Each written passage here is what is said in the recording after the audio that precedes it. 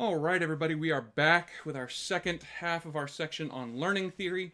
And the first thing that was kind of modified about Sutherland's differential association theory was the introduction of differential identification. Okay? And this was kind of in response to Sutherland focusing so strongly on family and on peers. So the concept of differential identification adds any other kind of reference group or people or person that somebody wants to imitate, right? So it could be a famous singer or movie star or sports figure.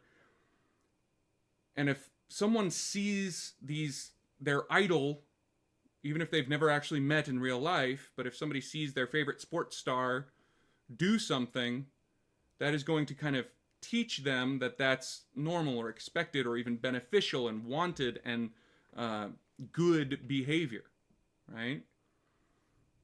So this is kind of, think of a famous person going out and getting caught driving drunk. The fear here with differential identification is that young people are going to see that and think, oh, driving drunk is like a thing that cool people do. This person that I like did it. That must be something good, right? The biggest expansion of learning theory since Sutherland came up with it, many years ago, was from Burgess and Akers. And they introduced the concept, they took the idea of differential association and differential identification, and they added differential reinforcement. And this is kind of just, again, this is not saying Sutherland was wrong. This is just expanding more and broadening what Sutherland was saying and adding in a few more kind of theoretical pieces to this crime explanation by learning puzzle, right? So with differential reinforcement, this adds all of that operant conditioning stuff that we were talking about earlier in this section into the learning process for young people, right? So we are going to have that differential association. We're going to get these definitions from our peers or our family or our reference groups. And then those definitions are going to influence our behavior, and our behavior is going to be either rewarded or punished, right? And once again, those rewards or punishments are going to differ in frequency, they're going to differ in duration, they're going to differ in intensity, and each one of those reinforcements or punishments is going to teach us to either continue doing that behavior that we've learned through that differential association definition process, or that we shouldn't be doing those things, right? So we as people seek out these rewards. We use the definitions to kind of learn what we should do, and then we use the process of differential reinforcement to either continue doing that or stop doing that, right? And Burgess and Akers also pointed out that these rewards can be social or physical, right? And by social rewards, they mean everything from somebody just saying, oh, wow, that was really cool, or increased status in a group, or they even put in things like money. Because while money may be kind of, or at least it could be thought of as physical, money and the things that are bought with it, at least to Burgess and Akers, are less about the things you can buy with it and more about the status that comes with those things, right? So if you buy a big flashy car, to Burgess and Akers, the reward there isn't necessarily the car, it's the social status you get for being the person who owns that car, right? To them, physical rewards are more like, the high you get when you take drugs, or the happy feeling you get when you drink alcohol, or the dopamine and adrenaline response in your body when you commit some crime, right?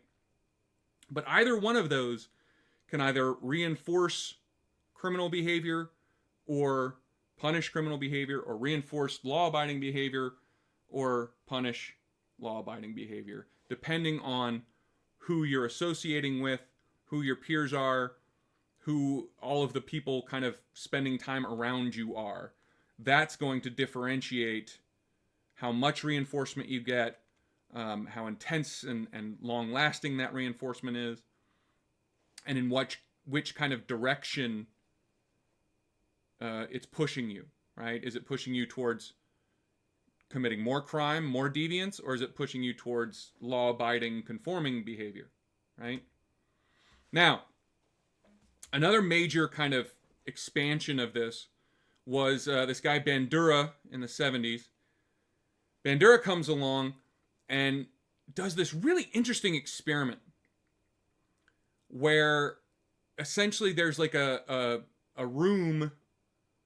There's a room that's cut in half with a kind of a window between. And in one room is a child or a group of children. And in the other room is one of those, the punchy dolls, where you can kind of punch them and beat them and then they, keep coming back up. And the experiment operated like this, where a child or a group of children would be in one half of the room, watching through the window as an adult walked into the room with the doll and beat the snot out of it. Punched it a whole bunch, kicked it, did a bunch of really mean things to it, and then left. And half the children watched that, and the other half didn't. They didn't get to see the adult doing the bad things to the doll.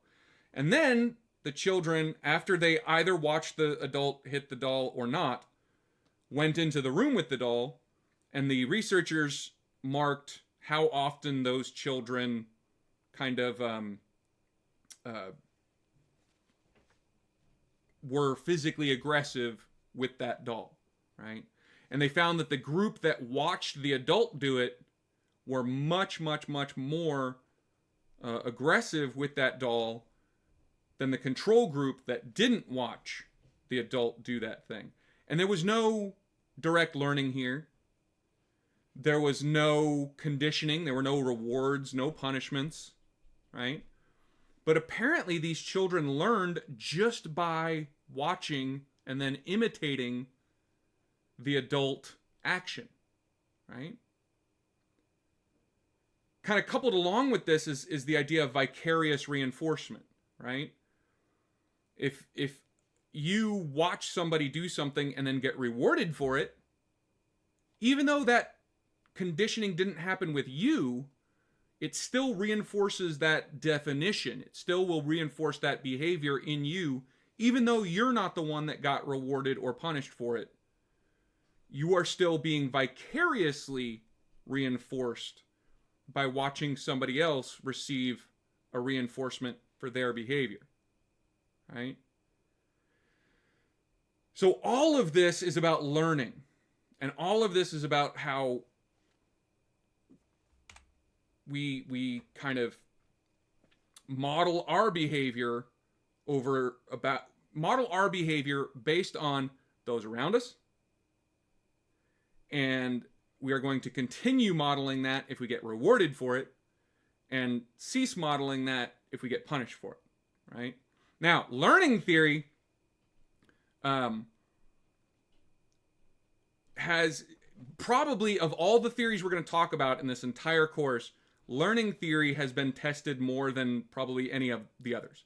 There has been test after test after test, mountains of research on learning theory and how it applies or doesn't apply, or how much crime it predicts, how much crime it doesn't predict, all these different factors in learning theory.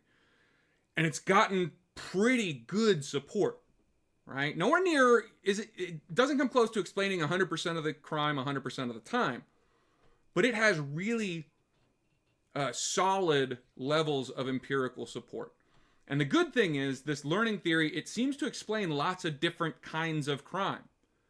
Minor petty crimes, relatively major violent crimes, cyber crimes, financial crimes, it seems to be really decently predictive of all these different kinds of crimes, right? And the original focus was on both family and peer groups, right? And family does seem to be very important. You seem to get a lot of these either pro-crime or anti-crime definitions from your family. But then you also, it's even stronger with peer groups. When you hit that adolescent age especially, right? And you start spending more of your time with your peer group than you do with your family for the first time in your life, that's even more impactful than family influences. And interestingly, what we've started doing just in the last few years with the rise of the internet is we've noticed that these peer groups can be influential in your behavior, not just in the traditional kind of in-person hanging out with them on a street corner kind of situation, but also in virtual situations. When we look at cybercrime or just cyber relationships, the people you spend time with online in virtual environments also have a pretty good impact on your criminality, based on their deviance or lack of deviance and you modeling their behavior or not modeling their behavior, right? Now, one of the big kind of attacks or knocks on learning theory is kind of a chicken and the egg problem, right? What comes first, the deviants or the deviant peers? Because of course deviants are going to have more deviant peers. That seems kind of intuitive. But is it because your deviant peers make you more deviant? Or is it because your deviance causes you to go and seek out deviant peers? Right? So what this attack on learning theory is saying is it's not that you're learning more deviance from your peers. It's not that that learning process is taking place. It's more along the lines of you are a criminal for some other reason. You have learned deviance from some other source, or you are going to become deviants because of one of these other theories applications. And you have become the kind of person that either is currently deviant or will become deviant soon. And that change in you causes you to seek out other people like you to be friends with and spend your time with, right? And that's a pretty good argument. But the research has shown when they've attempted to figure out the time order of what comes first, the deviance or the association with the deviant peers, the research has fairly consistently shown that it's the deviance that comes first. It's the deviant peers come first prior to the deviance of the individual, right? Which supports learning theory. But even in those cases where the deviance does come first, that doesn't necessarily argue against the propositions and ideas behind learning theory. Because learning theory is all about reciprocal relationships among peer groups, right? It's all about rewarding deviant behavior. It's all about encouraging and increasing that deviant behavior when you learn or as you learn that those will bring rewards and status and all those benefits, right? So research has been, compared to other theories, great for learning theory. Most of the peer-reviewed scientific analyses of all these learning theory concepts seems to show that this process is happening, and it has a fairly large impact on deviance, especially among adolescents, right? Now, the problem comes in when we try to design programs to teach adolescents anti-crime definitions rather than the pro-crime definitions they get from either their family or their peer groups or their reference people or people they want to imitate. Those programs have kind of mixed results. Not nearly as good as this theory might predict, right? if this theory was really the greatest theory of crime of all time, a lot of these programs designed to introduce definitions and reward good law-abiding behavior and punish pro-crime behavior, these programs would have had consistently good results. But the programs based on this learning theory concept that have gone in and tried to change behavior and teach using this process adolescents to be more law-abiding, haven't seen a lot of good success. So that's learning theory. Again, it sounds kind of simple when you say it fast. Like most of these theories, they're kind of really easy to understand the basics of these theories. But the more you read about them, the more complicated they get. The more kind of little teeny tiny definitions and word choices and things really matter, and the more issues with measuring them and implementing them arise. So it gets real complicated real quick. But learning theory is one of the most popular theories among criminologists for, which of all of the criminological theories, which one is the best explanation of crime. Learning theory is a pretty popular choice. So it's one of the more focused on, one of the more more money and time and energy is going to be spent testing it than most of the others. But anyway, that is the end of this section. Thank you so much for watching. I'll see you in the next one.